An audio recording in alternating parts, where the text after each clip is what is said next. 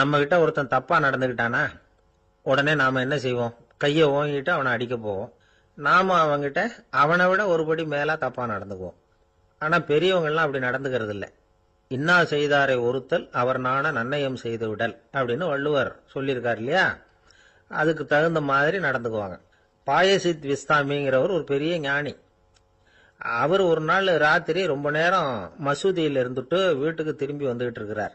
வழியில ஒரு குடிகாரன், அவன் கையில ஒரு இசைக்கருவி, அதை கண்ணா பின்னான்னு மீட்டிக்கிட்டு வாய்க்கு வந்தபடியே என்னத்தையோ பாட்டுன்னு நினைச்சுக்கிட்டு பாடிக்கிட்டு அவன் பாட்டுக்கு கிடக்குறான் வழியில.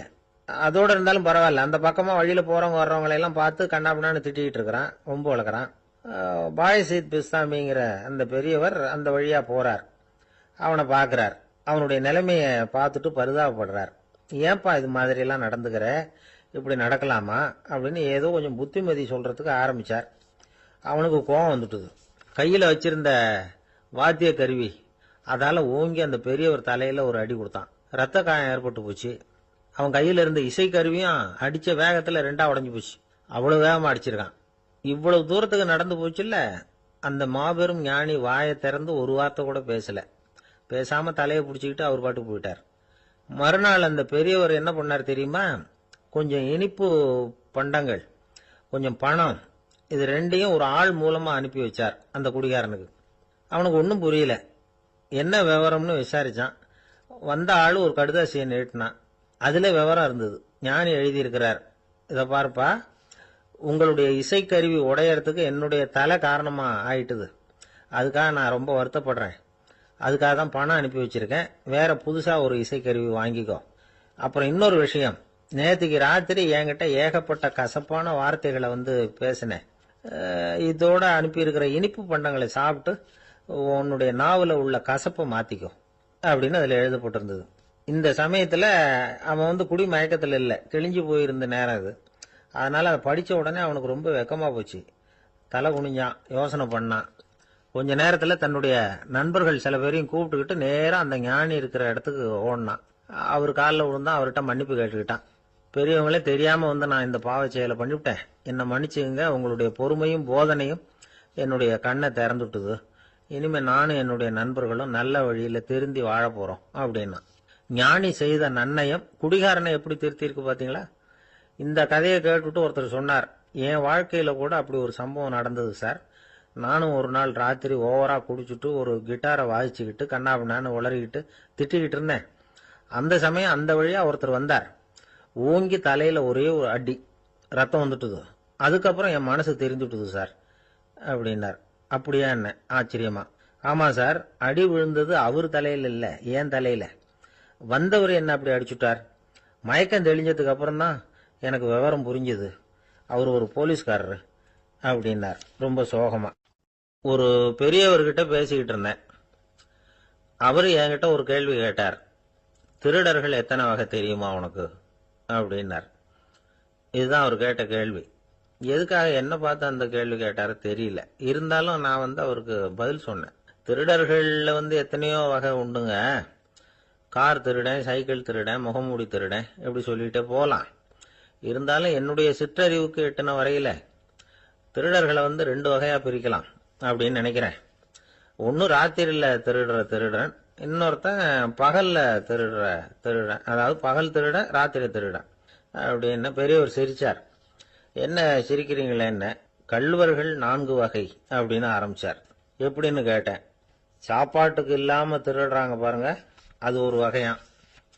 சாப்பாட்டுக்கு இருந்தும் திருடுறாங்க பாருங்க, அது ஒரு வகையாம். இதை தவிர இன்னும் ஒரு 2 வகை திருட்டு உண்டு. அது என்னன்னா, ஆண்டவன் கிட்ட இருந்து நாம திருடுற திருட்டு. இன்னொன்னு என்னன்னா, நம்ம கிட்ட இருந்து ஆண்டவன் திருடுற திருட்டு அப்படின்னார். எனக்கு ஒன்னும் புரியல.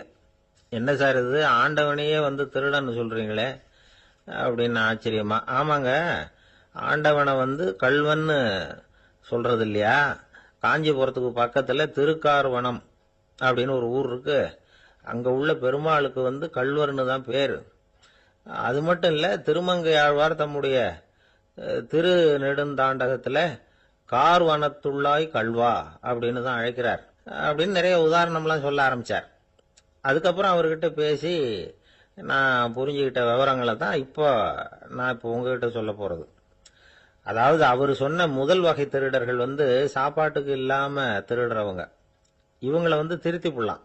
சாப்பாட்டுக்கு இருந்தும் பணம் சேர்க்கணுங்கிற ஆசையால பொய் கணக்கெல்லாம் எழுதுறாங்க பாருங்க, அவங்க தான் 2வது வகை. 3வது வகை திருட்டு தான் மிகப்பெரிய திருட்டு. இறைவனுக்கு சொந்தமானதை நம்முடையதுன்னு நினைக்கிற திருட்டு.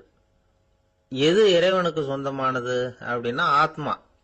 பகவானுக்கு சொந்தமான ஆத்மாவை நம்முடையதுன்னு நினைக்கிறது தான் அந்த மாபெரும் திருட்டு. இதுக்கு பேர் தான் ஆத்மாபகாரமா. சரி, இதுக்கு பரிகாரம் என்ன? எல்லாம் இறைவனுடையது, நமக்கு ஒன்றும் இல்லை அப்படின்னு நினைக்கிறது தான் இதுக்கு பரிகாரம். இதெல்லாம் இருக்கட்டும். 4வது திருட்டு ஒன்று சொன்னோம்ல, ஆண்டவன் நம்ம கிட்ட இருந்து திருடுறது. அது எப்படி? ஆண்டவனை கள்வன்னு சொல்றாங்க, அது சரி. அவர் என்னத்தை திருடினார்? இப்போ இன்னொருத்தருக்கு சொந்தமான ஒன்றை எடுத்து வச்சுக்கிறது தான் கள்ளத்தனம். ஆனா ஆண்டவன் எடுத்துக்கிட்டோம்னா இருக்கிறது எல்லாமே அவனுக்கு சொந்தம். அப்படி இருக்கிறப்போ அவரை எப்படி கள்வன்னு சொல்றது? இது என்ன புரியாம இருக்குதே அப்படின்னு சொல்லி பார்த்தா அதுக்கும் விளக்கம் சொல்றாங்க அவங்க. அதாவது ஆண்டவனுக்கு உருவமே கிடையாது, அரூபமா இருக்கிறவன், அதாவது உருவம் இல்லாம இருக்கிறவன். அப்படி உள்ள பகவான் நம்மள மாதிரி உருவத்துல இருக்கிறான். நம்மள மாதிரியே கையை காலு மூக்கெல்லாம் இருக்குது ஆண்டவனுக்கு. இந்த உருவம் நம்ம கிட்ட இருந்து திருடினது தானே. அவன் தன்னுடைய உண்மையான திருமேனியை நமக்கு காட்டாம, அதாவது தரிசனம் கொடுக்காம இருக்கிறது கள்ளத்தனம் தானே. அதனால்தான் இதுவும் ஒரு பெரிய திருட்டு, இருக்கிறதுலயே மிகப்பெரிய திருட்டு அப்படிங்கிறார். என்கிட்ட பேசிக்கிட்டு இருந்தாரு, இந்த விஷயம்லாம் சொல்லிட்டு இருந்தாரு அந்த பெரியவர். அதாவது திருட்ட ஆன்மீக நோகத்துல அவர் பார்க்கிறார். நம்ம பார்வையில இதை விட அபூர்வமான திருட்டுலாம் இங்க உண்டு. அபூர்வமான திருடர்களும் உண்டு. ஒரு திருடன் சிறையிலிருந்து விடுதலையாகி வெளியில போனான். கொஞ்ச நாள்ல மறுபடியும் திரும்பி ஜெயிலுக்கு வந்துட்டான். அப்போ சிறை அதிகாரி அவனுக்கு அறிவுரை சொன்னாராம். ஏன்பா இப்படி அடிக்கடி தப்பு பண்ணிவிட்டு ஜெயிலுக்கு வந்துடுறியே, உனக்கு சொந்த பந்தம் எதுவும் இல்லையா? உனக்கு அப்பா அண்ணன் தம்பிகள் அவங்க கூட எல்லாம் சேர்ந்து வாழணுங்கிற ஆசை இல்லையா அப்படின்னு கேட்டிருக்கார். அவங்களோட சேர்ந்து வாழணுங்கிற ஆசை எனக்கு நிறைய உண்டுங்க சார் அப்படின்னு அவன். அப்புறம் எதுக்கு இப்படி ஜெயிலுக்கு வந்துடுற அப்படின்னாராம் அவரு. அவங்க எல்லாருமே இங்கே தானே சார் இருக்காங்க அப்படின்னு அவன். அவர் ஒரு பெரிய குடும்பத்துல பிறந்தவர். இருக்கிற சொத்துக்கள் எல்லாத்தையும் வாரி வழங்கிவிட்டு காட்டுக்கு புறப்பட்டார் தவம் செய்யறதுக்காக. இருந்தது பூராவும் கொடுத்துட்டார். இனிமே எதுவுமே இல்லை கொடுக்கறதுக்கு. அப்போ கடைசியா ஒருத்தன் கையை நீட்டினான். ஐயா ஏதாவது கொடுங்கன்னா. அவர் பார்த்தார். கட்டியிருக்கிற வேட்டியை தவிர வேற எதுவுமே இல்லை. 8 முழம் பட்டு வேட்டி, ஜரிகை கரையோடு இருக்குது. கடைசியா அதை தான் எடுத்து கட்டிக்கிட்டு அவர் புறப்பட்டுக்கிட்டு இருக்கிறார். அவர் பார்த்தார், எதிரில் அவன் பரிதாபமா நின்றுட்டு இருக்கிறான். அந்த 8 முழ வேட்டியை 2ஆ கிழிச்சார். 4 முழத்தை அவங்ககிட்ட கொடுத்துட்டு மீதி 4 முழத்தை தன்னுடைய இடுப்புல கட்டிக்கிட்டு அவர் காட்டுக்கு போயிட்டார். இவன் என்ன பண்ணான் தெரியுமா? கையில கிடைச்ச 4 முழத்தை எடுத்துக்கிட்டு கடை வீதிக்கு போனான். பழைய பட்டு வேட்டி ஜருகை இதெல்லாம் விலைக்கு வாங்குற வணிகர் ஒருத்தர் இருந்தார். அவர்கிட்ட போனான். இதை விலைக்கு எடுத்துக்கிறீங்களான்னு கேட்டான். அவர் வாங்கி பார்த்தார். ஆகா, ரொம்ப அருமையான வேட்டி, விலை வசந்த ஜருகை, இது ஏது உனக்குன்னு கேட்டார். அவன் நடந்ததை சொன்னான். அப்படின்னா ஒன்று செய்யி, இந்த வேட்டியோட இன்னொரு பாதியையும் மெதுவாக வாங்கிட்டு வந்துரு, உனக்கு நிறைய பணம் தரேன் அப்படின்னார் அந்த வணிகர். இவன் கொஞ்சம் யோசனை பண்ணி பார்த்தான். கொஞ்சம் இருங்க, அதை வந்துவிடுறேன் அப்படின்னு சொல்லிவிட்டு நேராக காட்டுக்கு போனான். அவர் எங்கே இருக்காருன்னு தேடி கண்டுபிடிச்சான். அவர் ஒரு இடத்துல தவக்கோலத்தில் இருக்கிறார். கட்டியிருந்த இடைவேட்டியும் அவரை அறியாமலே நழுவி கீழே விழுந்து கிடக்குது. இவனுக்கு ரொம்ப வசதியாக போச்சு. அவரை கேட்க வேண்டிய அவசியமே இல்லை. மெதுவாக சத்தம் போடாமல் அடிமேல் அடி வச்சு நெருங்கினான். அவர் கண்ணை மூடிக்கிட்டு அவர் பாட்டு நின்றுக்கிட்டு இருக்கார். இவன் மெதுவாக போய் கீழே கிடந்த அந்த துணியை எடுத்துக்கிட்டு சத்தம் போடாமல் திரும்பி நடந்தான். அப்படி கொஞ்சம் தூரம் நடந்திருப்பான். அப்படி ஓட ஆரம்பிக்கிற சமயத்தில் அவன் காலில் கீழே கிடந்த முள்ளு ஒன்று நறுக்குன்னு தைச்சு விட்டுது. வலி தாங்க முடியாமல் அம்மான்னு கத்திவிட்டான். இந்த சத்தத்தினால கண்ணை மூடி நின்றுகிட்டு இருந்த அவர் தவம் கலைஞ்சுது. மெதுவாக கண்ணை திறந்து பார்க்கறார். தன் இடையில இருந்த வேட்டி அவன் கையில் இருக்கு. இப்போ அவர் நினைக்கிறாராம், இந்த வேட்டி மேல நான் வச்ச ஆசை அல்லவா அவனை திருடன் ஆக்கிவிட்டுது அப்படின்னு நினைச்சாராம். இது எப்பேற்பட்ட மனநிலைங்கிறத கொஞ்சம் யோசிச்சு பாருங்க. தான் ஒரு பொருள் மேல வைத்த பற்று இன்னொரு மனிதன் திருடனா ஆகிறதுக்கு காரணம் ஆயிட்டுதே அப்படின்னு நினைக்கிறார். அப்படி நினைச்ச அவர் யார் தெரியுமா? அவர் தான் மகாவீரர். இழந்துட்டேங்கிறியே, நீ என்னத்தை கொண்டு வந்த இங்க இழக்கிறதுக்கு? நீ என்னத்தை உண்டாக்குன இது அழிஞ்சுட்டுதுன்னு சொல்றதுக்கு? இது அவருடைய சிந்தனை. இன்னைக்கு நம்ம சிந்தனையெல்லாம் வேற மாதிரி இருக்குது. ஒருத்தன் நடுத்தெருவில் உட்காந்து அழுதுகிட்டு இருந்தான். அந்த வழியா வந்தவர் கேட்டார், ஏன்ப்பா அழற அப்படின்னு கேட்டார். 5 ரூபா சார், இந்த இடத்துல விழுந்துட்டுது, ரொம்ப நேரமா தேடுறேன், கிடைக்காது போல இருக்கு அப்படின்னா. எப்போ தொலைஞ்சுது அப்படின்னு கேட்டார். அது எனக்கு தெரியாது சார், பணத்தை தொலைச்சவன் தேடி பார்த்துட்டு போயிட்டான், நான் அவனுக்கு பின்னாடி தேட வந்தவன் அப்படின்னு சொல்லிவிட்டு மறுபடியும் தேட ஆரம்பிச்சான். என்னுடைய நண்பர் ஒருத்தர் ஆழ்ந்த சிந்தனையில் இருந்தார். என்ன யோசனை பண்றீங்கன்னு கேட்டேன். தலைவர் ஆகணும்னு பார்க்குறேன், அதுதான் என்ன வழின்னு யோசிச்சுக்கிட்டு இருக்கேன்னார். நான் கூட அது மாதிரி யோசிச்சு பார்த்தேன், அதுக்கப்புறம் அந்த யோசனையை கை விட்டுட்டேன் அப்படின்னோம். ஏன்னு கேட்டார். அதுக்கான தகுதிகள் நமக்கு இல்லைங்கிறது புரியுது. அது நமக்கு புரியறத விட நம்ம விட மற்றவங்களுக்கு நல்லா புரிஞ்சு போச்சு, அதனால பேசாம கம்முன்னு இருந்துடுறது தான் நல்லது அப்படின்னோம். தலைவர் ஆகிறதுக்கு தகுதிகள் வேற உண்டோ அப்படின்னு கேட்டார். அவர் யதார்த்தமாக தான் கேட்குறார். நாங்கள் உடனே எங்ககிட்ட இருந்த ஒரு புஸ்தகத்தை எடுத்து அவர்கிட்ட கொடுத்தோம், படித்து பாருங்கன்னு. தலைவர் ஆகிறதுக்கு என்ன வழி அப்படிங்கிறத பற்றி அதில் போட்டிருக்கிறாங்க. முதல் வழி என்ன தெரியுமா? ஒரு 4 பேர் முன்னாடி இல்லைன்னா ஒரு கூட்டத்துக்கு முன்னாடி நீங்கள் பேச போகிறீங்க. அப்போ எப்படி ஆரம்பிக்கணும்னா, உண்மையான புகழ்ச்சி, நேர்மையான பாராட்டு, இதோடு ஆரம்பிக்கணும். எடுத்ததுமே அது சரியில்லை இது சரியில்லைன்னு பேசிகிட்டு இருக்கக்கூடாது. மக்களை பார்த்து நீங்கள் தான் தப்பு பண்ணிவிட்டீங்க அப்படின்னு நேரடியாக சொல்லக்கூடாது. தவறு இருந்தாலும் அதை மறைமுகமாக ஏதாவது கதை சொல்லி அதிலிருந்து அவங்க புரிஞ்சுக்கிற மாதிரி செய்யணும். அடுத்தவங்க பண்ண தப்பு என்னன்னு அலசறதுக்கு முன்னாடி நீங்கள் பண்ணின தப்பு என்னங்கிறத பற்றியே பேசுங்க. எதுக்கும் நேரடியாக உத்தரவு போட்டுக்கிட்டு இருக்கக்கூடாது. இதை நீங்கள் செய்யணும் அப்படின்னு சொல்கிறதுக்கு பதிலாக நீங்கள் இப்படி செஞ்சால் எப்படி இருக்கும் அப்படின்னு கேள்வி மாதிரி கேட்கணுமா. இப்படி கேட்டால் அது உத்தரவு மாதிரி தெரியாதான். அடுத்தவங்க மரியாதையை காப்பாற்றுறது மாதிரி பேசணுமா. உங்கள் பேச்சு இன்னொருத்தரை அவமானப்படுத்துறது மாதிரி இருக்கக்கூடாதான். ஏன்டா இவங்கிட்ட போய் மாட்டிக்கிட்டோம்னு யாரும் நினச்சிடக்கூடாது. ஒவ்வொரு சின்ன வளர்ச்சியையும் பாராட்டணும். வெற்றி சாதாரணமாக இருந்தாலும் பாராட்டாமல் இருந்துடக்கூடாது. பாராட்டும் பொழுது தாராளமாக இருக்கணும், குறை சொல்லும் பொழுது கவனமாக இருக்கணும். வாய்க்கு வந்தபடி பேசிவிட்டா அதுக்கப்புறம் வகையாக மாட்டிக்கிட்டு முழிக்க வேண்டியிருக்கும். நீங்கள் பேசுறது இன்னொருத்தருக்கு ஒரு கௌரவத்தையும் மரியாதையும் உண்டு பண்ணுறது மாதிரி இருக்கணும். நீங்கள் பேசுறது அடுத்தவங்களுக்கு இருக்கிற கொஞ்ச நெஞ்ச மரியாதையும் எடுத்து விடுறது மாதிரி இருக்கக்கூடாது. உங்கள் பேச்சை கேட்டால் கேட்குறவங்களுக்கு ஒரு ஊக்கம் வரணும், உற்சாகம் வரணும். தவறு எதுவாக இருந்தாலும் அதை சுலபமாக திருத்திக்கலாம், சரி பண்ணிக்கலாங்கிறது மாதிரி இருக்கணும் உங்கள் பேச்சு. அடுத்தவங்களை சந்தோஷப்படுத்துங்க. உங்கள் யோசனையை கேட்டு நடந்துக்கிறதுனால அந்த சந்தோஷம் அவங்களுக்கு கிடைக்கணும். இந்த தகுதியெல்லாம் உங்ககிட்ட இருந்தால் நீங்கள் ஒரு சிறந்த தலைவராகலாம் அப்படின்னு அந்த புஸ்தகத்தில் போட்டிருக்கு. இந்த காலத்தில் தலைவர் ஆகிறதுக்கு வேற சில தகுதிகள்லாம் கூட தேவைப்படுது. ஒரு புள்ள தன்னுடைய அப்பா கிட்ட, அப்பா உன்ன மாதிரியே நானும் அரசியலில் சேரணும், தலைவர் ஆகணும்னு ஆசைப்படுறேன், இன்னையிலேருந்து எனக்கு அரசியல் பாடம் கற்றுக் கொடு அப்படின்னு கேட்டிருக்கான். அவரும் சரின்னு சொல்லிவிட்டு ஒரு பெரிய ஏணியை எடுத்துகிட்டு வந்தாராம். ஒரு செவுத்தில் சாத்தினார். இந்த ஏணியில் ஏறி உயர போய் அங்கே பரன் மேலே இருக்கிற ஒரு புத்தகத்தை எடுத்துகிட்டு வாடான் இருக்கார். மகனை பார்த்து, அப்பா ஏணி ரொம்ப உயரமாக இருக்குது, நீ ஜாக்கிரதையாக இதை பிடிச்சிக்கோ, நான் ஏறி போகிறேன் அப்படின்னு. நான் பையன் பயப்படாத, நான் பார்த்துக்கிறேன்னார் அப்பா. பையன் ஏணியில் ஏறினா உச்சிக்கு போனதும் அப்பா கையை எடுத்துட்டார். ஏணி அப்படியே சரிஞ்சுட்டுது. பையன் பொத்துன்னு கீழே விழுந்துட்டான். இடுப்பை பிடிச்சிக்கிட்டே எழுந்திரிச்சான்.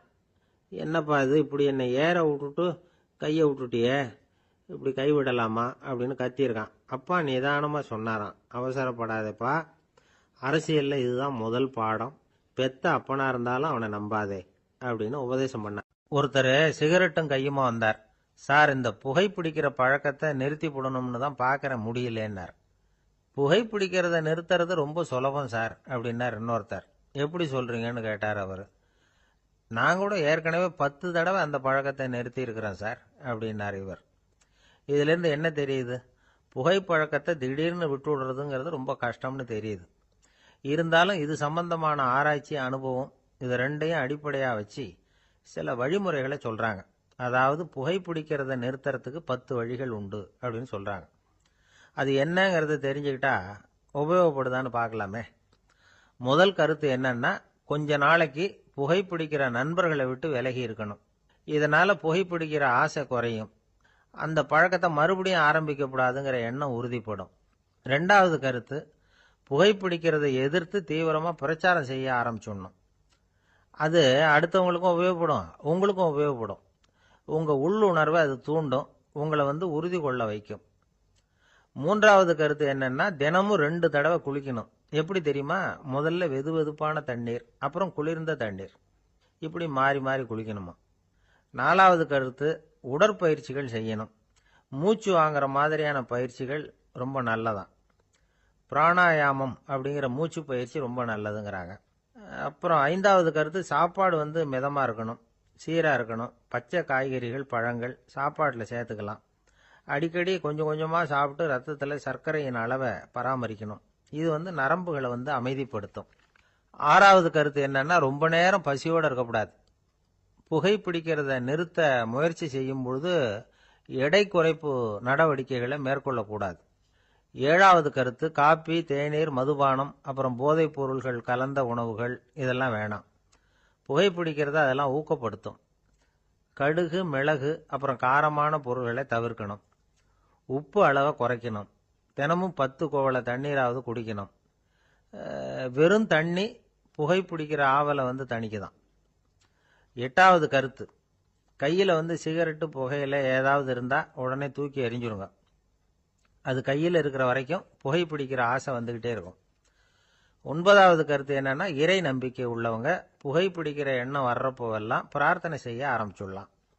10வது கருத்து, உங்களுக்கு ரொம்பவும் வேண்டியவங்க யாரோ அவங்க கிட்ட எல்லாம் நீங்க புகைப்பிடிக்கிறத நிறுத்தி விட்டதா சொல்லிவிடுங்க.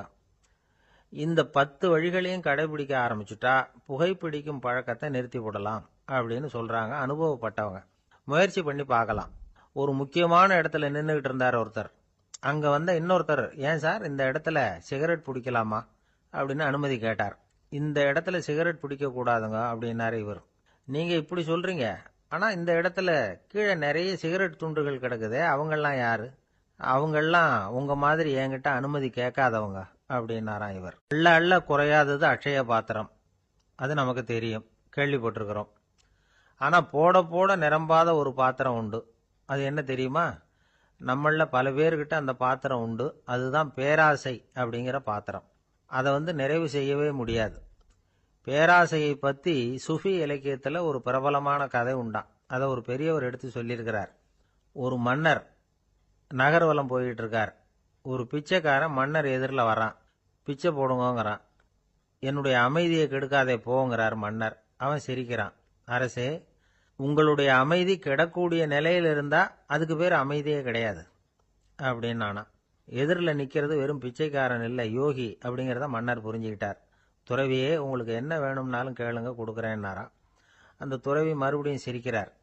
அரசே, உங்களால் முடியாததையெல்லாம் கொடுக்க முடியும்னு சத்தியம் செய்யாதீங்க அப்படின்னார். மன்னருக்கு கோபம் வந்துட்டுது. என்ன இவர் இப்படி சொல்றாரு அப்படின்னு நினைச்சார். நகர்வலத்தை பாதியிலேயே நிறுத்தினார்.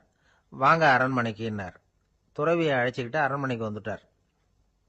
துறவி தன்கிட்ட இருந்த பிச்சை பாத்திரத்தை நீட்டினார். இது நிறைய எனக்கு பொற்காசுகள் வேணும் அப்படின்னாராம். அவ்வளவுதானா, இது ஒரு பெரிய காரியமா அப்படின்னு கையை தட்டினாராம் மன்னர். ஒரு பெரிய தாம்பாளம் நிறைய பொற்காசுகள் சேர்ந்தது. அதை அள்ளி போட்டார். போட போட அந்த பிச்சை பாத்திரம் நிரம்பவே இல்லை. பொற்காசுகள் போட போட அவ்வளவையும் உள்ள வாங்கிக்கிட்டே இருக்குது. அரசாங்க கஜானாவே காலி ஆயிட்டுது. மூட்டை மூட்டையா பொற்காசுகளை கொட்டி பார்த்துட்டாங்க. அது முழுங்கிக்கிட்டே இருக்குது. கடைசி வரைக்கும் அந்த பிச்சை பாத்திரம் நிரம்பவே இல்லை. அரசர்கிட்ட இருந்த கர்வம் போயிட்டுது. அப்படியே பொத்துன்னு துறவி காலில் விழுந்தார். அப்போ அந்த துறவி சொன்னாராம், மன்னா, இந்த பிச்சை பாத்திரத்தை உங்களால மட்டும் இல்லை, வேற யாராலையும் நிரப்ப முடியாது. அதுக்கு என்ன காரணம்னா, இது சாதாரண பிச்சை பாத்திரம் இல்லை, பேராசைகளோட வாழ்ந்து செத்து போன ஒரு மனிதனின் மண்டை ஓடுது அப்படின்னாராம். பாருங்க, இதுதான் அந்த சுஃபி இலக்கிய கதை. செத்த பிறகும் நிறைவு இல்லைன்னா அது எப்பேற்பட்ட பேராசையா இருக்கும்னு யோசிச்சு பார்த்துங்க. நம்மால் ஒருத்தர் கல்யாணம் பண்ணிக்க பொண்ணு பார்த்துக்கிட்டு இருந்தார். அழகு, அறிவு, படிப்பு எதுவும் தேவையில்லை, பணம் மட்டும் இருந்தா போதும் அப்படின்னு பார்க்குறவங்க கிட்ட எல்லாம் சொல்லி வச்சார். ரொம்ப நாளைக்கு அப்புறம் ஒரு பணக்காரர் கிடைச்சார். அவர் சொன்னார், இதை பாருங்க, எனக்கு 20 வயசுல ஒரு மகள், அவளை நீங்க கல்யாணம் பண்ணிக்கிட்டா 2 லட்சம் பணம் கொடுப்பேன். 25 வயசுல ஒரு பொண்ணு, அவளை கல்யாணம் பண்ணிக்கிட்டா 2.5 லட்சம் தருவேன். 30 வயசுல ஒரு பொண்ணு இருக்கா, அவளை கல்யாணம் பண்ணிக்கிட்டா 3 லட்சம் தருவேன். என்ன சொல்ற அப்படின்னாராம். இவன் கொஞ்ச நேரம் யோசிச்சு பார்த்துருக்கான். அதுக்கப்புறம் மெதுவா அவரை நிமிர்ந்து பார்த்து, ஏன் சார், உங்ககிட்ட 50 வயசுல ஏதாவது பொண்ணு இருக்கா அப்படின்னு கேட்டானா. கணவன் மனைவிக்குள்ள சிக்கல் வராமல் இருக்கிறதுக்கு அதில் சில வழிகளை சொல்லி கொடுத்துருக்குறாங்க. அதெல்லாம் என்னென்ன அப்படிங்கிறத இப்போ பார்க்கலாமா? குடும்பம்னு இருந்தால் கோபம் வரதான் செய்யும். அது வந்துட்டு போட்டும் பரவாயில்ல. ஆனால் அந்த கோபம் ஒரே நேரத்தில் 2 பேருக்கும் வந்துடாமல் பார்த்துக்கணும். ஒரு சமயத்தில் யாராவது ஒருத்தர் தான் கோபப்படணும், அடுத்தவங்க அமைதியாக இருக்கணும். அதுக்கப்புறம் இவர் அமைதியான உடனே அவங்க ஆரம்பிச்சுக்கலாம்.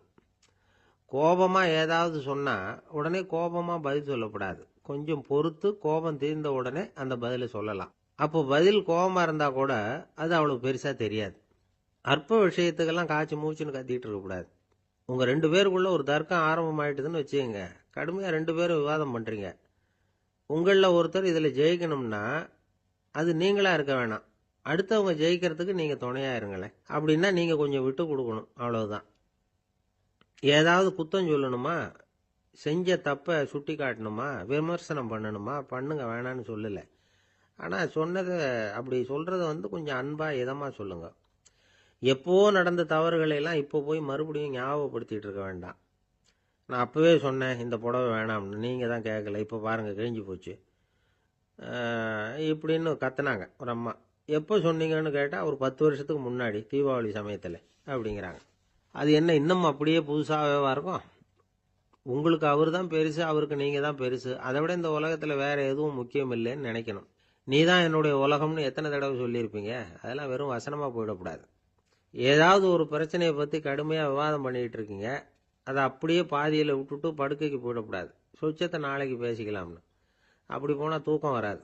பிரச்சனையை ஒரு முடிவு பண்ணிக்கிட்டு அதுக்கப்புறமா தூங்க போகணும். ஒரு நாளில் ஒரு தடவையாவது உங்கள் ஜோடியை பாராட்டி நல்ல விதமாக கனிவாக ஒரு வார்த்தை சொல்லணும் அப்படின்னு தீர்மானம் பண்ணீங்க. ஏதாவது தப்பு பண்ணிவிட்டீங்கன்னா பரவாயில்ல, அதை ஒத்துக்கிறதுக்கும் மன்னிப்பு கேட்கறதுக்கும் தயாராக இருக்கணும். அது ஒன்றும் கேவலம் கிடையாது. வீட்டுக்குள்ளே தானே கேட்க போகிறீங்க, வெளியில் யாருக்கு தெரிய போகுதோ? எப்படியோ உங்களுக்குள்ள ஒரு சமரசம் ஆனால் சரிதான். ஒரு தகராறுன்னு எடுத்துக்கிட்டா குறைஞ்சபட்சம் அதுக்கு 2 பேர் தேவை.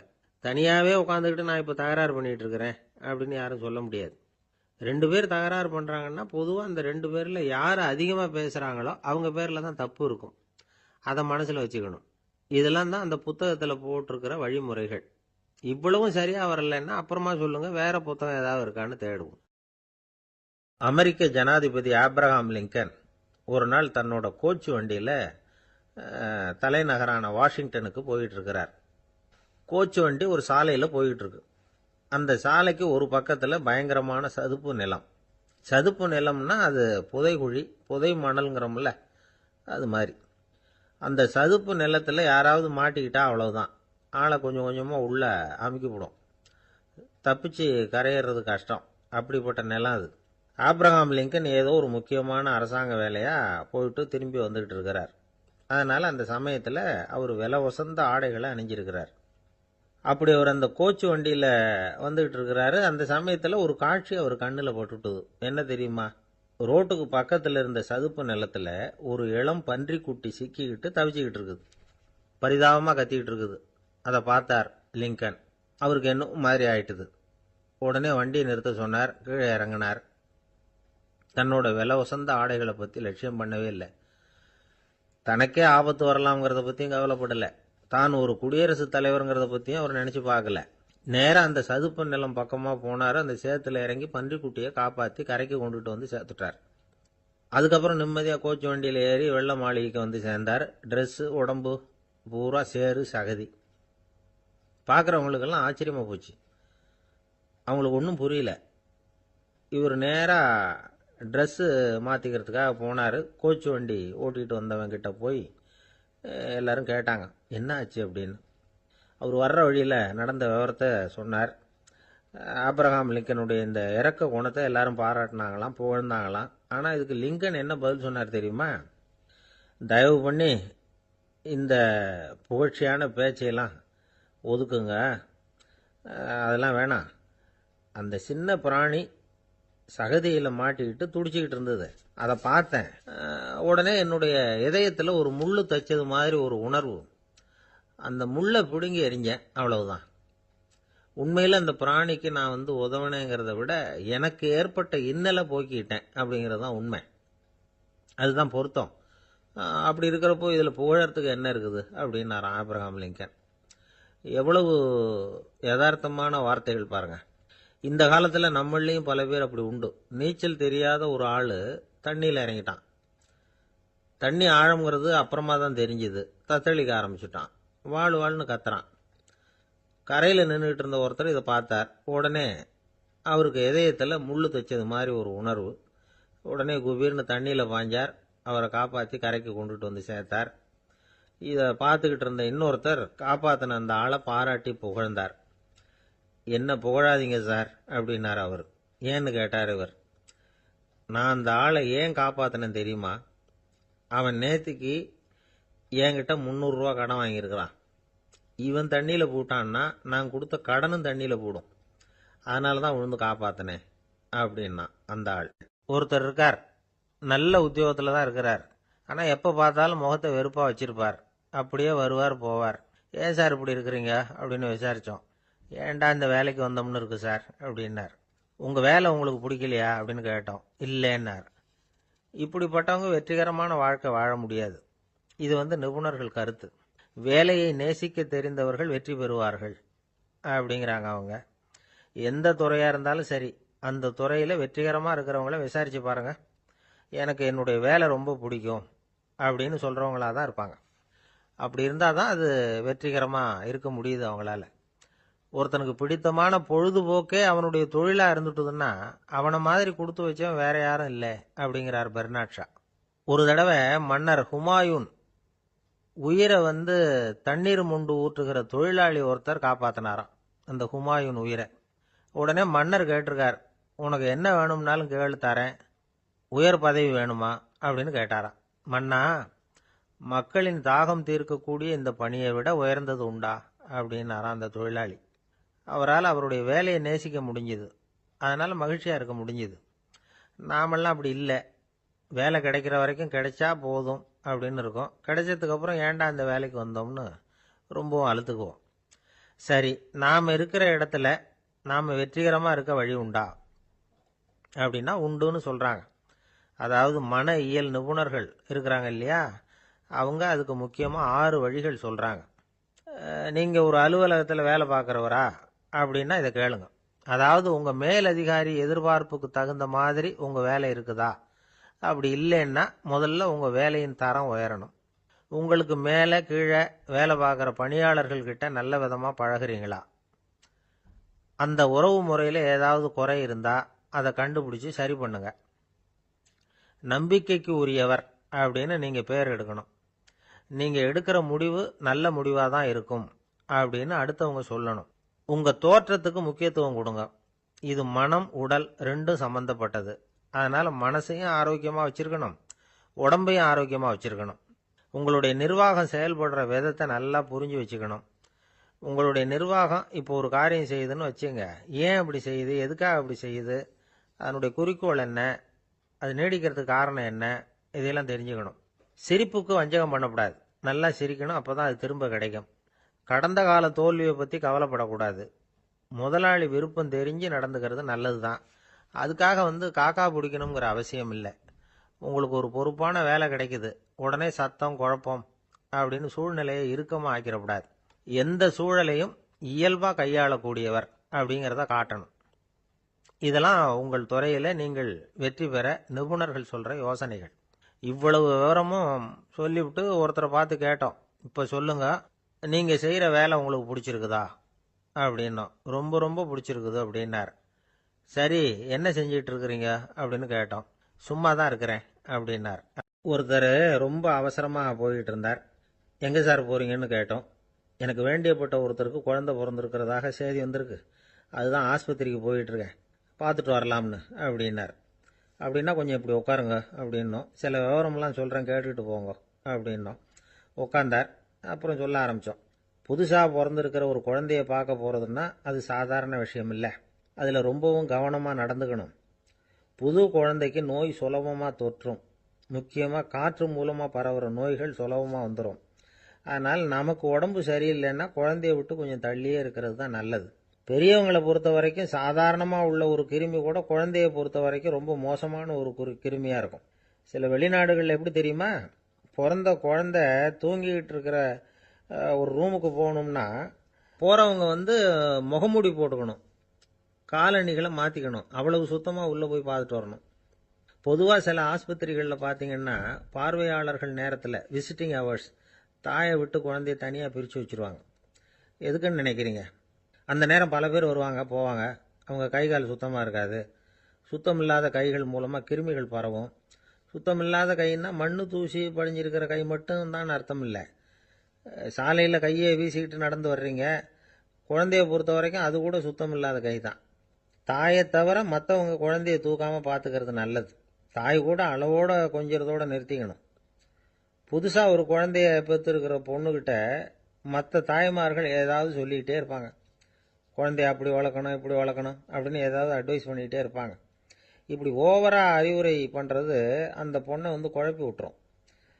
அதனால் அப்படிலாம் பண்ணக்கூடாது. அந்த பெண்ணே ஏதாவது கேட்டால் கூட டாக்டர் சொல்ல வேண்டிய விவரங்களை எல்லாம் நாமே சொல்லிகிட்டு இருக்கக்கூடாது. புதுசாக பிறந்திருக்கிற குழந்தைய மட்டும்தான் இப்படி பார்க்கணும்னு இல்லை. ஒரு நோயாளி குழந்தைய பார்க்க போகிறதுனா கூட ரொம்ப எச்சரிக்கையாக தான் நடந்துக்கணும். ஒரு தின்பண்டமோ விளையாட்டு சாமானோ அந்த குழந்தைக்கு நாம் வாங்கிட்டு போகிறதா வச்சுக்குவோம். அதை நேராக கொண்டுகிட்டு போய் அந்த குழந்தைகிட்டே கொடுக்கக்கூடாது. அதோட அப்பா அம்மா கிட்ட ரகசியமாக கொடுக்கலாம். அவங்க முடிவு பண்ணட்டும் குழந்தைகிட்ட அதை கொடுக்கலாமா வேண்டாமாங்கிறத. அவங்களுக்கு தான் தெரியும் அதோட மனசும் உடம்பும். உங்கள் அக்கறையை காட்டுறதா நினச்சிக்கிட்டு குழந்தை வாயில் எதையும் கொண்டுட்டு போய் போடாதீங்க. போகிறப்போ உங்கள் வீட்டு குழந்தையும் அழைச்சிட்டு போகாதீங்க. இது நோயை வாங்கிட்டு வந்துடும், அல்லது புதுசாக ஒரு நோயை அதுக்கிட்ட கொடுத்துட்டு வந்துடும். என்னதான் உங்களுக்கு பழக்கமான குழந்தையா இருந்தால் கூட அதுக்கு விருப்பம் இல்லைன்னா பேசக்கூடாது. அங்கே போய் அவங்க பள்ளிக்கூடத்தை ஞாபகப்படுத்திகிட்டு இருக்கக்கூடாது. நோயில் இருக்கிறப்ப ஸ்கூலை பற்றி பேச அது விரும்பாது. ஆஸ்பத்திரியை விட்டு வெளியில் புறப்படுறப்போ குழந்தைகிட்ட சொல்லணும்னு அவசியம் இல்லை. அதோட அப்பா அம்மா கிட்ட சொல்லிவிட்டு புறப்பட்டா போதும், குழந்தை கோபிச்சிக்காது. சமூக சம்பிரதாயத்தை பற்றி அது கவலைப்படுறதில்ல. இப்படி எல்லா விவரமும் நம்ம எதிரில் உட்காந்துருந்தவங்க கிட்ட சொல்லி முடித்தோம். ரொம்ப நன்றி சார் அப்படின்னு சொல்லிவிட்டு அவர் புறப்பட்டார். குழந்தைங்க கொஞ்சம் வளர்கிற வரைக்கும் தான் நாம் எச்சரிக்கையாக இருக்கணும்னு இல்லை, வளர்ந்த பிறகு இன்னும் எச்சரிக்கையாக இருக்கணும். ஒரு பையன் பள்ளிக்கூடத்துலேருந்து திரும்பி வீட்டுக்கு வந்தான். முகம் பூரா நகத்தால் கீறி இருந்தது. அப்பா பார்த்து பயந்துட்டார். யாருடா உன்னை இப்படி பண்ணது அப்படின்னார். என் கூட படிக்கிற இன்னொரு பையன்னா. நாளைக்கு உன் கூட பள்ளிக்கூடத்துக்கு வர்றேன், நீ எனக்கு அவனை அடையாளம் காட்ட முடியுமான்னார். அது ரொம்ப சுலபம் நான் பையன். எப்படின்னார் அப்பா. அவன் காதில் ஒன்றை கையோடு எடுத்துகிட்டு வந்திருக்கிறேன், இதோ என் பையில தான் வச்சுருக்கேன் அப்படிங்கிறான் அந்த பையன். ஒரு தெருவில் சில சிறுவர்கள் விளையாடிக்கிட்டு இருந்தாங்க.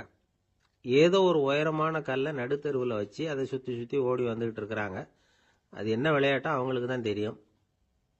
கொஞ்ச நேரம் அப்படி விளையாடிக்கிட்டு இருந்தவங்க விளையாடி முடிச்சதும் அந்த கல்லை நடுத்தெருவில் அப்படியே விட்டுட்டு அவங்கவுங்க வீட்டுக்கு ஓடி போட்டாங்க. அதுக்கப்புறம் அந்த வழியாக 2 பெண்கள் பேசிக்கிட்டே வந்தாங்க. பேச்சு சுவாரஸ்யத்தில் நடுத்தெருவில் இருந்த அந்த கல்லை கவனிக்கலை. காலில் இடிச்சுட்டுது, லேசாக ரத்தம் வந்துட்டுது, வலி தாங்கலை.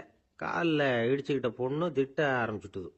வர வர ஊர் உலகம் ரொம்ப கெட்டு போச்சு, யாருக்கும் பொறுப்பே கிடையாது பாரு, இப்படி நடுத்தருவில் பொறுப்பு இல்லாமல் இப்படி கல்லை போட்டு வச்சிருக்கிறாங்களே, இது நியாயமா அப்படின்னு சொல்லி இந்த சமூகத்தை கடுமையாக விமர்சனம் பண்ணிக்கிட்டு அவங்க போயிட்டாங்க. கொஞ்ச நேரம் கழித்து ஒரு வாலிபன் அந்த வழியாக வந்தான். அந்த கல்லை பார்த்தான், நின்னான், ஒரு நிமிஷம் யோசனை பண்ணான். என்ன பண்ணலாம்னு பார்த்தான். தன்னுடைய வீரத்தையும் பலத்தையும் காட்டணும்னு நினைச்சான். பின்னாடி போனான். அப்புறம் வேகமாக ஓடி வந்து ஒரு சின்ன ஹை ஜம்ப் அப்படியே துள்ளி குதிச்சான். துள்ளி குதிச்சு தாண்டி அந்த பக்கமாக போய் விழுந்தான். அப்படியே விசில் அடிச்சுக்கிட்டு அவன் பாட்டுக்கு நடந்து போகிறான். அடுத்தபடியாக ஒரு காதல் ஜோடி அந்த வழியாக வந்தது. நடுத்தெருவில் கல் கண்ணில் பட்டது. அவங்க 2 பேரும் ரொம்ப நெருக்கமாக சேர்ந்து வந்துக்கிட்டு இருக்கிறாங்க.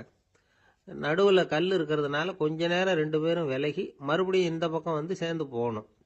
கொஞ்ச நேரம் நாம் பிரிய வேண்டி இருக்குதே அப்படின்னு வருத்தத்தோட முணுமுணுத்துக்கிட்டே இந்த பக்கம் வந்தாங்க. அதுக்கப்புறம் வழக்கம் போல சேர்ந்து அவங்க பாட்டுக்கு எதிர்காலத்தை பற்றி கற்பனை பண்ணிக்கிட்டே போயிட்டாங்க. கடைசியாக அந்த வழியாக பார்வை இல்லாத ஒருத்தர் வந்துக்கிட்டு இருக்கார். அவர் கையில் வழக்கமாக வச்சிருக்கிற அந்த ஊன்றுகோல், கையில் இருக்கிற அந்த ஊன்றுகோலால் தனக்கு முன்னாடி அப்படியும் இப்படியும் அப்படியே தட்டிக்கிட்டு பார்த்துக்கிட்டே அவர் மெதுவாக நடந்து வந்துக்கிட்டு இருக்கிறார். வழியில் இருக்கிற அந்த கல் தட்டுப்பட்டுது. உடனே நடுத்தெருவில் ஒரு கல் இருக்குங்கிறத அவர் புரிஞ்சுக்கிட்டார். உடனே குனிஞ்சார், அந்த கல்லை தடவி பார்த்து எடுத்தார், தெரு ஓரமாக கொண்டுட்டு போய் போட்டார். அதுக்கப்புறம் அவர் பாட்டுக்கு அவர் வழியில் நடந்து போனார். இப்போ இதில் பல பேர் வந்தாங்க போனாங்க. இவங்களில் பார்வை உள்ளவங்க யார், பார்வை இல்லாதவங்க யார்? இப்படி ஒரு கேள்வி கேட்டால் என்ன பதில் சொல்ல முடியும்? கொஞ்சம் யோசிச்சு பார்த்தா இன்னைக்கு பல பேர் இப்படி தான் இருந்துகிட்டு இருக்கிறோம். ஒரு ஆள் பார்க்கறதுக்கு பெரிய மனுஷன் மாதிரி இருக்கார். ஒரு தெரு வழியாக நடந்து வந்துகிட்டு இருந்தார். இருட்டு நேரம். வழியில் ஒரு பெரிய கல் கிடந்தது, கருங்கல். பார்த்தார், கொஞ்ச நேரம் யோசிச்சார். போய் தூக்கி பார்த்தா ரொம்ப கனமாக இருந்தது. இன்னொரு ஆள் சேர்ந்தாதான் தூக்க முடியும். இவர் உடனே ரோட்டு ஓரமாக போய் ஒரு மரத்தடியில் உட்காந்துக்கிட்டார். ரெண்டு பக்கமும் பார்த்துக்கிட்டே இருக்கார், யாராவது வர்றாங்களான்னு. கொஞ்ச நேரத்தில் ஒருத்தர் வந்தார், இவருக்கு தெரிஞ்சவர். என்னங்க இந்த நேரத்தில் இங்கே உட்காந்துருக்குறீங்கன்னு கேட்டார் அவர். அதோ அந்த கருங்கல் அப்படின்னு சுட்டி காட்டினார். ஓ, அதை தூக்கி ஓரமாக போடணுமா? வாங்க ரெண்டு பேரும் தூக்கலான்னார் வந்தவர். நான் அதுக்காக உட்காந்துருக்கலேன்னார் இவர். பின்ன வேற எதுக்காகன்னார் அவர். ஒரு மனுஷன் கருங்கல்லில் காலை இடிச்சுக்கிட்டான்னா எப்படி துள்ளுவான்னு பார்க்கணுங்கிறது எனக்கு ரொம்ப நாளாக ஒரு ஆசை. அதுக்காக தான் உட்காந்துருக்கிறேன் அப்படின்னாராம். இந்த உலகத்தில் எவ்வளவோ உயிரினங்கள் இருக்கு. ஒவ்வொன்றும் ஒவ்வொரு விதமாக சண்டை போடுது. இப்போ ரெண்டு மாடு சண்டை போட்டுக்குதுன்னு வச்சுக்கோங்க, என்ன பண்ணும்? ரெண்டும் முட்டிக்கும். அதுக்கு சண்டை போடுறதுக்கு ஆயுதமாக உபயோகப்படுறது அதோட கொம்பு. ரெண்டு சேவல் சண்டை போட்டுக்குதுன்னு வச்சுக்கோங்க, அதுக்கு ஆயுதமாக உபயோகப்படுறது அதோட கால் நகம். காலால் தான் அது ஒன்றோட ஒன்று சண்டை போட்டுக்கும். ஆனால் ரெண்டு மனுஷன் சண்டை போட்டுக்கிறான்னு வச்சுக்கோங்க, இவன் இன்னதை தான் ஆயுதமாக உபயோகப்படுத்துவான்னு குறிப்பிட்டு சொல்ல முடியாது. கல்லை எடுப்பான், கத்தியை எடுப்பான், துப்பாக்கி எடுப்பான், என்ன வேணாலும் பண்ணுவான். வாயால் திட்டுவான், கையால் அடிப்பான், காலால் உதைப்பான், சகலகலா வல்லவன். விலங்குகள்லாம் பொதுவாக வாயை சாப்பிட்றதுக்கு மட்டும்தான் உபயோகப்படுத்துது. ஆனால் இவனுக்கு சாப்பிட்றதுக்கும் அதுதான், சாப்பிட்டு விட்டு திட்டுறதுக்கும் அதுதான். ஆனால் ஒரு விஷயத்தில் மட்டும் கெட்டிக்கிறேன். அதாவது நாம் சண்டை போட்டுக்கிட்டாலும் பரவாயில்லை, கோழிகள் சண்டை போடாமல் இருக்கணும் அப்படின்னு ஆசைப்படுறான். எதுக்காக? கோழிகள் சண்டை போடாமல் இருந்தால் நிறைய முட்டைகள் போடுமா, அதுக்காக தான் இந்த அக்கறை. கோழி பண்ணை வச்சிருக்கிறவங்களுக்கு இது ஒரு பெரிய பிரச்சனை. அதாவது பண்ணையில் இருக்கிற கோழிகளுக்குள்ள அடிக்கடி சண்டை வந்துடும். அதனால் முட்டை உற்பத்தி குறைஞ்சிரும். சரி, இதுக்கு என்ன பண்ணுறது? பண்ணையில் போய் உட்காந்துக்கிட்டு தினமும் பஞ்சாயத்து பேசிகிட்டு இருக்க முடியுமா? அமெரிக்காவில் கோழி பண்ணை வச்சிருக்கிற ஒருத்தர் இதை பற்றி யோசனை பண்ணி பார்த்தாராம். ஒரு வழியையும் கண்டுபிடிச்சிருக்கார். கோழிக்கெல்லாம் மூக்கு கண்ணாடி மாட்டி விட்டுட்டோம்னா அது சண்டை போடுற குணம் குறைஞ்சிரும், முட்டை அதிகமாகிடும். அந்த கண்ணாடியில் உள்ள லென்ஸ் சிவப்பு நிறத்தில் இருக்கணும், அவ்வளவுதான் அப்படின்னு அவர் கண்டுபிடிச்சாராம். இது ஏற்கனவே நடைமுறையில் கண்டுபிடிக்கப்பட்ட ஒரு விஷயம். ஆனால் எல்லா கோழிக்கும் சிவப்பு மூக்கு கண்ணாடி எப்படி மாட்டி விடுறது? அப்படியே மாட்டி விட்டாலும் அது நழுவாமல் இருக்கணுமே. இப்போ நாமெல்லாம் நடு விரலால் மூக்கு கண்ணாடி நடுவில் தொட்டு அப்படி ஸ்டைலாக சரி பண்ணிக்கிறோம். அது மாதிரி கோழி எப்படி சரி பண்ணிக்கும்? இதுதான் பிரச்சனை. இதுக்கு அவர் என்ன வழி கண்டுபிடிச்சாருன்னா, கோழிக்கெல்லாம் மூக்கு கண்ணாடிக்கு பதிலாக விழியொட்டு வில்லைகள், கான்டாக்ட் லென்ஸ், அதை பொருத்தி விட்டா என்ன அப்படின்னு யோசனை பண்ணார். அதே மாதிரி பண்ணார். அதே மாதிரி செஞ்சு பார்த்தார், வெற்றி. அதுக்கப்புறம் கோழியெல்லாம் சண்டை போட்டுக்கலையாம், சமாதான பிரியர்கள் ஆகிட்டு தான். கோழிகளுக்கு இயல்பாகவே சண்டை போடுற குணம் உண்டு. ஆனால் அதோட கண்ணுக்கு பார்க்குற பொருள்லாம் ரோஜா நிறத்துலையோ அல்லது இன்னும் சொல்ல போனால் அழுத்தமான சிவப்பு நிறத்துலையோ தெரிஞ்சதுன்னா சண்டை போடுற குணம் குறைஞ்சிருதான். அந்த சமயத்தில் அது அதிகமாகவும் முட்டையிட ஆரம்பிச்சுடுதான். அதே நேரத்தில் இறை எடுக்கிறத கூட குறைச்சிக்குதான். இது ஏன் இப்படி பண்ணுதுங்கிறது விஞ்ஞானிகளுக்கு இன்னமும் புரியலையா. எப்படியோ அமெரிக்க கோழிகள்லாம் கான்டாக்ட் லென்ஸ் பொருத்திக்க ஆரம்பிச்சாச்சு. கோழி கழுத்தை பிடிச்சிக்கிட்டு ஒரு சில வினாடிகளில் அதை பொருத்தி போடுறாங்களாம். கோழியோட ஆயுள் பூரா அது அப்படியே இருக்குமா. பண்ணையில் முட்டை உற்பத்தி குறைஞ்சா இது மாதிரி விஞ்ஞானபூர்வமாக பரிகாரம் தேடுறது தான் நல்லது. நமக்கு வேண்டியப்பட்ட ஒருத்தர், அவர் ஒரு கோழி பண்ணை வச்சுருந்தார். அந்த பண்ணையில் பாதி கோழி திடீர்னு செத்து போச்சு. உடனே ஒரு கால்நடை மருத்துவர்கிட்ட போக வேண்டியது தானே. அங்கே போகல. உள்ளூரில் மந்திரம் பண்ணிக்கிட்டு இருந்த ஒரு சாமியார்கிட்ட போனார். அவர் காலில் விழுந்தார். சாமி, என் பண்ணையில் பாதி கோழி செத்து போட்டுதுன்னார். சாமியார் யோசனை பண்ணார். சரி, பண்ணையில் வாசப்படி கிழக்கு பக்கமாக வச்சிருக்கியா மேற்கு பக்கமாக வச்சிருக்கியான்னு கேட்டார். கிழக்கு பக்கமாக இருக்குன்னார் அவர். அதுதான் தப்பு, மேற்கு பக்கமாக அதை மாற்று, சரியாக போடும்னாராம். அதே போல் இவர் போய் மாற்றிவிட்டார். அப்பவும் பாதி செத்து போச்சு. மறுபடியும் சொன்னார், சாமி மறுபடியும் பாதி கோழி செத்து போட்டுதேன்னார். சரி, கூரை எப்படி போட்டிருக்க, ஓடு போட்டிருக்கியா இல்லை கீத்து போட்டிருக்கியான்னார். ஓடு போட்டிருக்கேன்னாராம் அவர். அதுதான் தப்பு, கீத்து போட்டுரும், சரியாக போடும்னாராம். சரின்னு போய் அதையும் மாற்றி பார்த்தார். மறுபடியும் போயிட்டுது, கோழி செத்து போச்சு. வந்தார். மறுபடியும் பாதி செத்து போச்சு சாமின்னு வந்தார். இவரும் யோசனையை மாற்றி மாற்றி சொல்லிகிட்டே இருக்கிறார். இப்படி அவரும் மாற்றி மாற்றி பார்த்தார். 6வது தடவையாக அவரை தேடிட்டு வந்தார். அந்த சமயத்தில் இவர் ரொம்ப தீவிரமாக யோசனை பண்ணி பார்த்துட்டு, அது சரிப்பா, நீயே என்கிட்ட சளைக்காமல் வந்துக்கிட்டு இருக்கிற, நானும் யோசனை சொல்லிகிட்டு இருக்கேன். இப்பவும் உங்ககிட்ட சொல்கிறதுக்கு என்கிட்ட யோசனை நிறையா இருக்குது.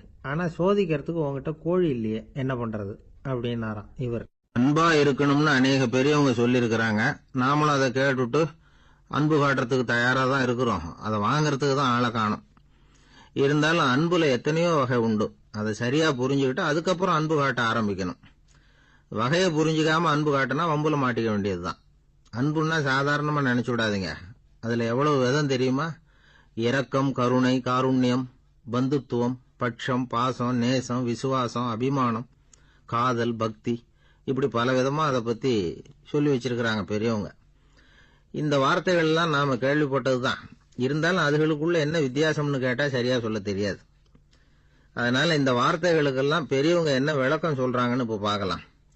எளியவர்கள் மேல செலுத்துற அன்பு இருக்கு பாருங்க, அதுக்கு இரக்கம்னு பேரு. அறிவு பலம், சரீர பலம், இது ரெண்டும் இல்லாதவங்க மேல, அதாவது வலிமையற்றவர்கள் மேல செலுத்துற அன்பு இருக்கு பாருங்க, அதுதான் கருணை. எறும்புல இருந்து யானை வரைக்கும் சகல ஜீவராசிகள் மேலேயும் காட்டுற அன்புக்கு காருண்யம்னு பேரு, ஜீவகாருண்யம். சிவி சக்கரவர்த்தி காட்டின அன்பு இந்த ரகம். உறவினர்கள், சொந்தக்காரங்க, அவங்க வசதியா இருந்தாலும் வறுமையில இருந்தாலும் வித்தியாசம் இல்லாம காட்டுற அன்பு இருக்கு பாருங்க, அதுக்கு பேரு பந்துத்துவம். ஒரு எஜமானன் வேலையாள்கிட்ட காட்டுற அன்பு இருக்கு பாருங்க, அதுக்கு பேரு தான் பட்சம். அவனும் தன்னை மாதிரி மனுஷன்தாங்கிற நினைப்பு வேணும். ஒரு தாய் தன்னுடைய குழந்தை மேல, ஒரு குழந்தை தன்னுடைய தாய் மேல செலுத்துற அன்புக்கு பாசம்னு பேரு. ஈருடல் ஓர் உயிர்னு நினைக்கிறது இது. ராமரும் கௌசலையும் இதுக்கு உதாரணம்.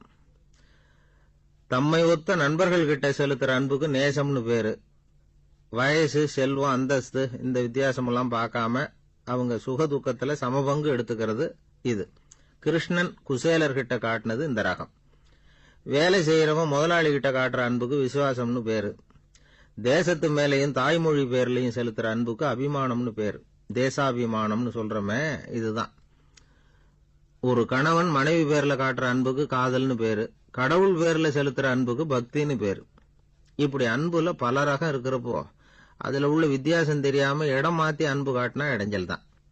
சரி, இந்த அன்பை பத்தி விஞ்ஞானம் என்ன சொல்லுது தெரியுமா? இதயத்தை பாதுகாக்கிறதுக்கு முக்கியமா தேவைப்படுற ஒண்ணு இந்த அன்புதான்னு சொல்லுது. நெதர்லாந்து விஞ்ஞானிகள் இதை ஆராய்ச்சி பண்ணியே கண்டுபிடிச்சிருக்கிறாங்க. கொஞ்சம் முயல் குட்டிகளை 2 பிரிவா பிரிச்சாங்க. 2 குரூப்புக்கும் கொழுப்பு அதிகமா உள்ள ஆகாரத்தையே கொடுத்துட்டு வந்தாங்க. ஆனா ஒரு குரூப்புக்கு வெறுமன ஆகாரத்தை கொடுத்ததோட சரி, இன்னொரு குரூப் முயல்களுக்கு ஆகாரம் கொடுத்ததோட நிறுத்திக்கல. அதுக்கு முன்னாடி கூண்டுகளை திறந்து விட்டு முயல்களை கொஞ்ச நேரம் எடுத்து கொஞ்சி விட்டு அதுக்கப்புறமா ஆகாரம் கொடுத்தாராம் ஆராய்ச்சியாளர். இந்த குரூப்புக்கு இதய பாதிப்பு 60% குறைச்சலா இருந்துதான். சில நோயாளிகளுக்கு ஹார்ட் அட்டாக் வந்தாலும் அதை தாங்கிக்கிட்டு குணமாகிற சக்தி அதிகமா இருக்குது. இது எப்படின்னு ஆராய்ச்சி பண்ணி பார்த்திருக்கிறாங்க. அவங்க எல்லாம் மனைவி தன் பேர்ல ரொம்ப அன்பா இருக்கிறதாக நினைக்கிறவங்களா இருக்கிறாங்களாம். இதய நோயாளிகள் பல பேரை சந்திச்சு இதய நோய் ஏற்பட என்ன காரணம்னு கேட்டிருக்கிறாங்க. அவங்க சொன்ன காரணம்லாம் சாப்பாடு சம்பந்தமா இல்லையா, மனைவி அன்பா இல்ல, இப்படிப்பட்ட காரணத்தை தான் சொல்றாங்களாம். அதனால இதயத்தை பாதுகாக்கணும்னு நினைக்கிறவங்க அடுத்தவங்க அன்பா இருக்கிறது மாதிரி பாத்துக்குங்க, அதுதான் முக்கியம். ஒருத்தர் முகம் பூரா பிளாஸ்டரி போட்டுக்கிட்டு வந்தார். ரொம்ப கோபமா, என்னங்க ஆச்சுன்னு விசாரிச்சேன். எல்லாம் உங்களால தான் சார்னார். விவரமா சொல்லுங்களேன். என்ன, உங்க தகவலை கேட்டுட்டு ஒரு பூனைக்குட்டியை கையில எடுத்தேன், அன்பா அதை தடவி கொடுக்கறதுக்காக. ஆனா அது முந்திக்கிட்டது, அது என் முகத்தை தடவி கொடுத்துட்டுது, முகம் பூரா நகை கீறல், அதுதான் இப்படி அப்படின்னார். அன்புல அறிவு சேராததுனால வந்த கோலம். இந்த உலகத்துல நாம நல்லபடியா இருக்கணும்னா அதுக்கு முக்கியமா தேவைப்படுறது 2. ஒன்னு செல்வம், இன்னொன்னு அறிவு. சரி, இது 2ல சிறந்தது எது அப்படின்னு ஒரு கேள்வி கேட்டா என்ன பதில் சொல்றது? இதே கேள்விய ஹஸ்ரத் அலி அவர்கள் கிட்ட கேட்டாங்களாம். அவர் ஒரு பெரிய அறிஞர். கேள்வி கேட்டவங்களும் சாதாரண ஆட்கள் இல்லை, இவங்களும் அறிஞர்கள். ஒரு நாள் ஹஸ்ரத் அலி அவர்கள்கிட்ட 10 அறிஞர்கள் வந்தாங்களாம். ஐயா, நாங்க 10 பேரும் உங்ககிட்ட ஒரே கேள்வியை தான் கேட்க வந்திருக்கிறோம். ஆனா எங்க 10 பேருக்கும் நீங்க தனித்தனியா பதில் சொல்ல முடியுமா அப்படின்னு கேட்டிருக்காங்க. அதாவது அவங்க ஒரே கேள்விக்கு இவர்கிட்ட இருந்து 10 விதமான பதில் எதிர்பார்க்கறாங்க. சரி கேளுங்க, என்ன கேள்வி அப்படின்னாரு அவர். அப்பதான் அவங்க கேட்டாங்களாம், செல்வம் அறிவு இது ரெண்டுல சிறந்தது எது? இதுதான் கேள்வி. ஹஸ்ரத் அலி என்ன பண்ணார் தெரியுமா? அவங்கள ஒவ்வொருத்தரா கூப்பிட்டார். ஒவ்வொரு விதமான பதில சொல்லி அனுப்புனார். முதல்ல ஒருத்தரை கூப்பிட்டார், சொன்னார், அறிவுங்கிறது தீர்க்கதரிசிகள், ஞானிகள், மகான்கள் இவங்களோட பரம்பரை சொத்து. ஆனா செல்வம்ங்கிறது கொடுங்கோலரின் ஆயுதம். அதனால அறிவு தான் சிறந்தது அப்படின்னார். ரெண்டாவது ஆளை கூப்பிட்டார். உங்ககிட்ட செல்வம் இருந்தா நீங்க தான் அதை காப்பாற்றணும். ஆனா அறிவு உங்களை எப்பவும் காப்பாற்றும். ஆகவே அறிவு தான் சிறந்தது அப்படின்னார். மூணாவது ஆளை கூப்பிட்டார். செல்வந்தனுக்கு எப்போதும் விரோதிகள் அதிகம். ஆனா அறிஞனுக்கு நண்பர்கள் அதிகம். அதனால அறிவு தான் சிறந்ததுன்னார். அடுத்தவரை கூப்பிட்டார். செல்வம் அடுத்தவங்களுக்கு கொடுக்க கொடுக்க குறையும். ஆனா கல்விங்கிறது அதிகரிச்சுக்கிட்டே வரும், கொடுக்கறதுனால குறையாது. அதனால அறிவு தான் சிறந்ததுன்னார்.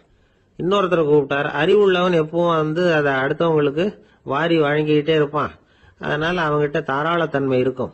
ஆனா செல்வந்தன் கிட்ட கஞ்சத்தனம் தான் இருக்கும். அதனால அறிவு தான் சிறந்ததுன்னார். ஆறாவது நபரை கூப்பிட்டார். செல்வத்தை கள்வர்கள் திருடிட்டு போக முடியும். ஆனா அறிவை அப்படி திருடிட்டு போக முடியாது அப்படின்னார்.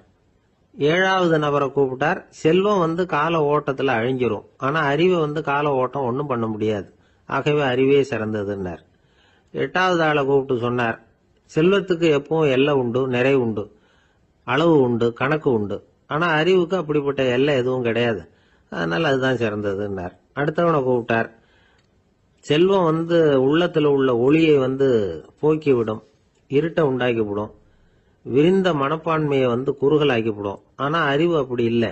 இருண்ட உள்ளத்துல ஒளியை பாய்ச்சி அதை விசாலப்படுத்துது. அதுதான் சிறந்ததுன்னார். கடைசியா 10வது நபரை கூப்பிட்டார். செல்வம் மனசுல செருக்கை உண்டாக்குது, ஆணவத்தை ஏற்படுத்துது. அதனால நானே கடவுள்னு நினைக்கிற அளவுக்கு மனுஷனை தாழ்த்தி விடுது. ஆனா அறிவு பணிவையும் பண்பாட்டையும் வளர்க்குது. அதனால அறிவு தான் சிறந்ததுன்னார். ஆக இப்படி 10 பேருக்கும் 10 விதமா பதில் சொன்னது மூலமா ஹஸ்ரத் அலி அவர்கள் அறிவு தான் செல்வத்தை விட சிறந்தது அப்படிங்கறதுக்கு 10 காரணங்களை சுட்டி காட்டியிருக்கார். அந்த அறிஞர் 10 பேர் கேட்ட ஒரே கேள்விக்கு 10 பதில் சொன்னார்.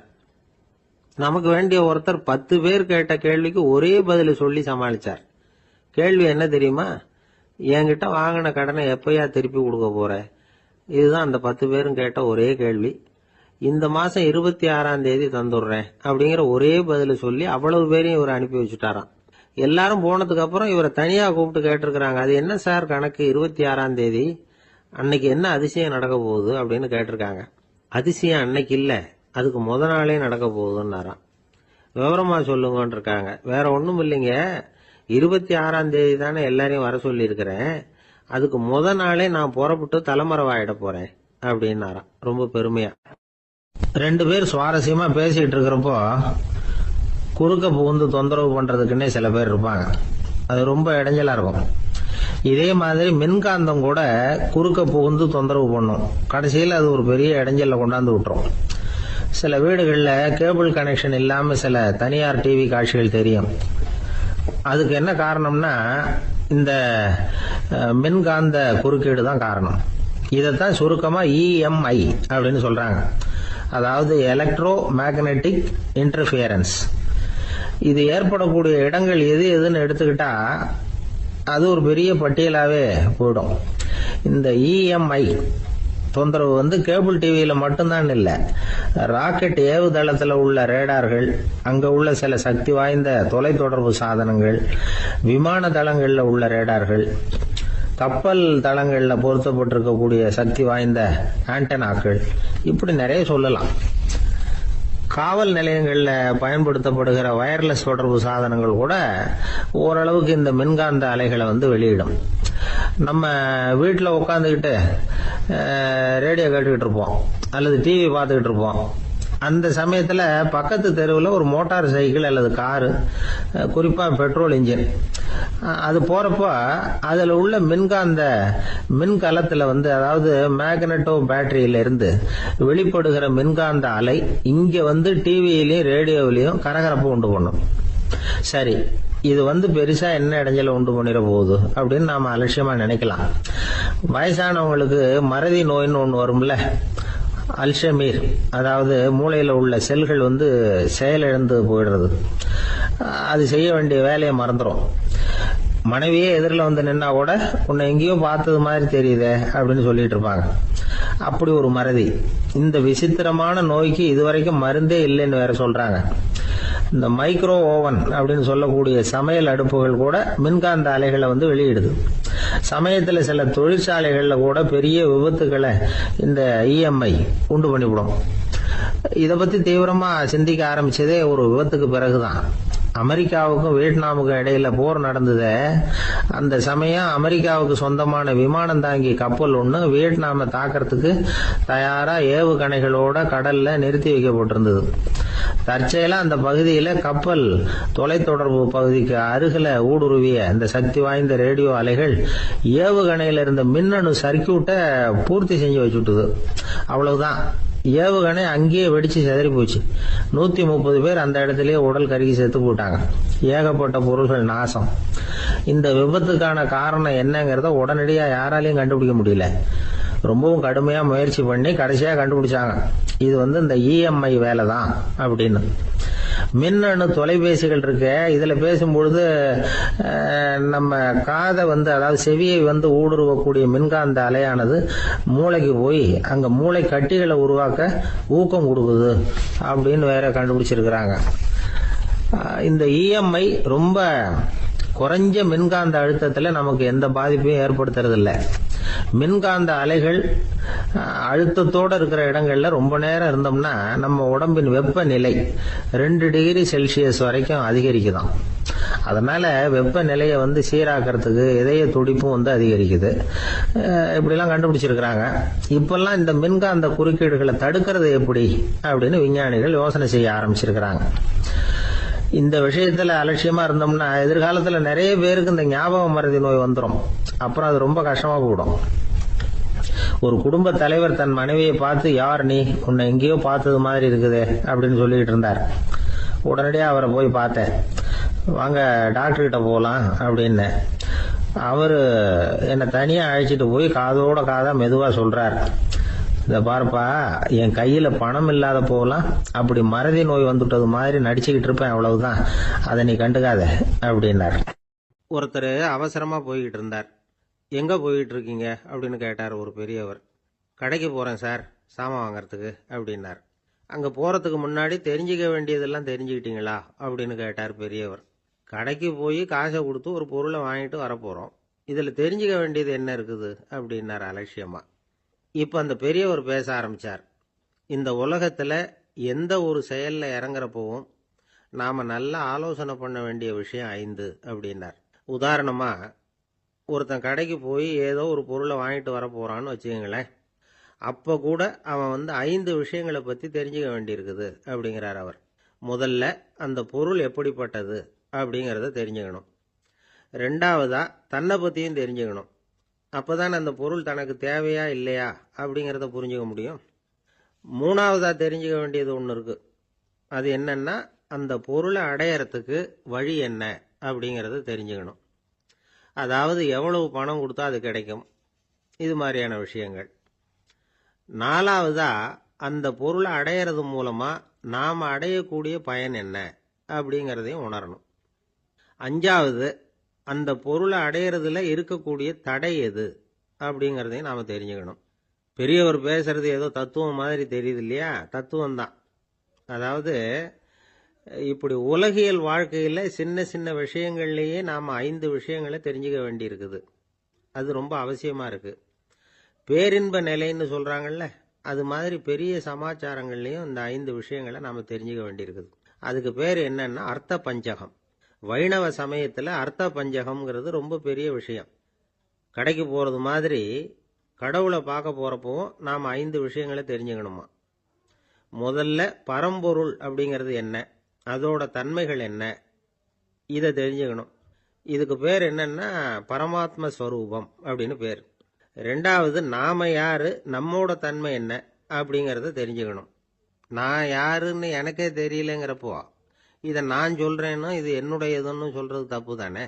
அப்புறம் மூணாவது விஷயம், பரம்பொருளை நாம் அடையறதுக்கு வழி எது, இது தெரிஞ்சுக்கணும். இது உபாய ஸ்வரூபம் அப்படின்னு பேர். நாலாவது விஷயம், நாம் அடைய வேண்டிய பயன்கள் என்ன அப்படிங்கறது தெரிஞ்சுக்கிறது. இதுக்கு புருஷார்த்தம் அப்படின்னு பேர். அஞ்சாவது, அந்த பயனை அடைய விடாமல் தடுக்கிற தடைகள் யாவை அப்படிங்கறது தெரிஞ்சுக்கிறது. இது விரோதி ஸ்வரூபம். இதைத்தான் தடையியல் அப்படின்னு சொல்றாங்க. அதாவது பரமாத்மாவை பற்றிய அறிவு, ஜீவாத்மாவை பற்றிய அறிவு, உபாயம் பற்றிய அறிவு, புருஷார்த்தம் பற்றிய அறிவு, இந்த 4 அறிவுக்கும் எதிரடையா, அதாவது அதையெல்லாம் தப்பா புரிஞ்சுக்கிறதால உண்டாகக்கூடிய அறிவு விரோதி ஸ்வரூபம். என்ன இது தகவல்ல ஏதாவது கதை சொல்லுவீங்கன்னு பார்த்தா ஏதோ தத்துவம் பேசிட்டு இருக்கிறீங்களே அப்படின்னு நினைக்கலாம். இதுவும் தெரிஞ்சுக்க வேண்டிய ஒரு பெரிய விஷயம்தான். காதுல போட்டு வச்சா எப்போவாவது உபயோகப்படும். என்னுடைய நண்பர் ஒருத்தர் ஒரு நாள் என்கிட்ட சொன்னார், சார், அடுத்த மாசம் தஞ்சாவூர்ல ஒரு கல்யாணம், போறதா வேண்டாமா அப்படின்னு ஒரே குழப்பமா இருக்கு அப்படின்னார். நான் உடனே இந்த அர்த்த பஞ்சக உபதேசம் பண்ண ஆரம்பிச்சேன். அவர் எல்லாத்தையும் பொறுமையா கேட்டுட்டு, சரி சார், நான் போறதுன்னு முடிவு பண்ணிவிட்டேன்னார். எப்படி இந்த முடிவுக்கு வந்தீங்க அப்படின்னு கேட்டேன். அவர் சொன்னாரு, சார், அந்த 2வது பாயிண்ட் ஒன்று சொன்னீங்களே, அதை புரிஞ்சுக்கிட்டதுக்கு அப்புறம்தான் இந்த முடிவுக்கு வந்தேன் அப்படின்னார். என்ன 2வது பாயிண்ட்னு? அதாவது தன்னை பத்தி புரிஞ்சுக்கணும் அப்படின்னு சொன்னீங்க. உடனே என்னை பத்தி புரிஞ்சுக்கிட்டேன், நான் யாருங்கிறது எனக்கு தெரிஞ்சுது, உடனே போறது தான் நல்லதுன்னு முடிவு பண்ணிவிட்டேன்னார். நீங்க யாருன்னு கேட்டேன். நான் தான் சார் அந்த கல்யாணத்துல தாலி கட்ட வேண்டிய மாப்பிள்ளை அப்படின்னார். ஐயா, என்னுடைய நூல் வெளியீட்டு விழாவுக்கு அவசியம் நீங்க வரணும் அப்படின்னு கூப்பிட்டார் ஒருத்தர். எப்போ வரணும்னு கேட்டேன். அடுத்த வாரம்னார். சரி, புத்தகம் தயாராகிட்டுதா அப்படின்னு. நாளைக்கு தான் அச்சிக்க கொடுக்க போறேன்னார். என்னங்க இது, புத்தகம் அச்சிடுறதுக்கு முன்னாடியே அழைப்புதழை அச்சடிச்சு விட்டீங்களே அப்படின்னு கேட்டேன். அதனால என்னங்க, அந்த காலம் மாதிரியா போலாம், அச்சுக்கலை எவ்வளவோ முன்னேறியாச்சுங்க.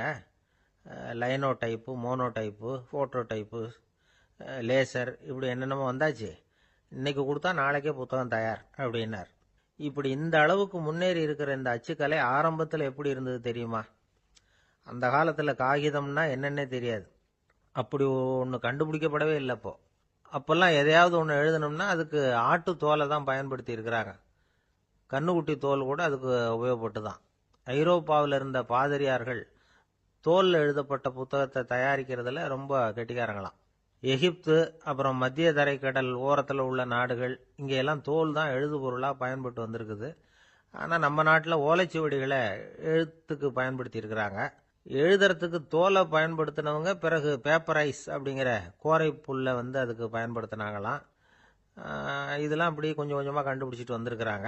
அந்த புல்லை கச்சிதமாக நறுக்க வேண்டியது, நல்லா பதப்படுத்த வேண்டியது, அதுக்கப்புறம் அதில் எழுத வேண்டியது, அவ்வளவுதான். பேப்பருங்கிற சொல்லே இந்த பேப்பைரஸ் அப்படிங்கிறதுலேருந்து வந்தது தான். அதுக்கப்புறம் தான் காகிதம் வந்தது. இதை முதல்ல சீன நாட்டில் தான் கண்டுபிடிச்சாங்க. அது வந்த பிறகு அச்சு எந்திரம் கண்டுபிடிக்க வேண்டிய அவசியம் ஏற்பட்டது. அதை கண்டுபிடிச்சவர் ஜெர்மானிய அறிவியல் அறிஞர் ஜான் கூட்டன்பர்க். அச்சு கலைக்கு அடித்தளம் அமைச்சவர் அவர் தான். ஜெர்மனியில் மெயின்ஸ் அப்படிங்கிற ஊரில் 1399 பிறந்தார். அவரோட மாமன் ஒருத்தர் உலோக வேலையில் வல்லவர். அவர்கிட்ட அந்த வேலையை கற்றுக்கிட்டார். அதோட வைர கற்களை பட்டை தீட்டுறதுலையும் ரொம்ப தேர்ச்சி பெற்றிருந்தார். இளம் வயசுலேயே சும்மா இருக்க மாட்டாராம். எதை செஞ்சாலும் அதை திறமையாக செய்வாராம். அவர் தான் முதல்ல மர அச்சு எழுத்துக்களை உருவாக்கினார். அது மேலே மை தடவி பிரதிகள் எடுத்தார்.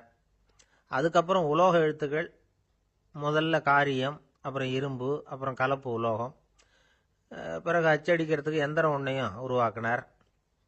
முதல்ல பைபிள் அச்சடித்தார். 1468 அவர் இறந்து போனார். 16ஆம் நூற்றாண்டில் மேலை நாடுகளில் இருந்து மர எழுத்துக்களை கொண்டுகிட்டு தமிழ்நாட்டில் கிறிஸ்தவ நூல்களை அச்சிட்டாங்க. அப்பெல்லாம் அச்சகங்கள் போதிய அளவுக்கு இங்கே இல்லை. அதுக்கு என்ன காரணம்னா, இந்தியர்கள் அச்சகங்களை நடத்தக்கூடாது அப்படின்னு சட்டம். 1835 வரைக்கும் அந்த சட்டம் நடைமுறையில் இருந்தது. இந்த நிலைமையில அங்கேயும் இங்கேயுமா 1-2 அச்சகங்கள் ஆரம்பமாச்சு. 1713 தரங்கம்பாடியில் லூதரன் மிஷன் அச்சகம், அதே ஆண்டில் சென்னையில் SPCK அச்சகம், இது ரெண்டும் தான் இந்தியாவில் முதல்ல தொடங்கப்பட்ட அச்சகங்கள். ஆட்டுத்தோல்லையும் ஓலைச்சுவடியிலையும் எழுதப்பட்ட எழுத்துக்கள் இன்னைக்கு எங்கேயோ போயிட்டுது. ஆனா நம்ம ஊர்ல எழுத்தாளர்கள் நிலைமை தான் ஒன்றும் சொல்லிக்கிறது மாதிரி இல்லை.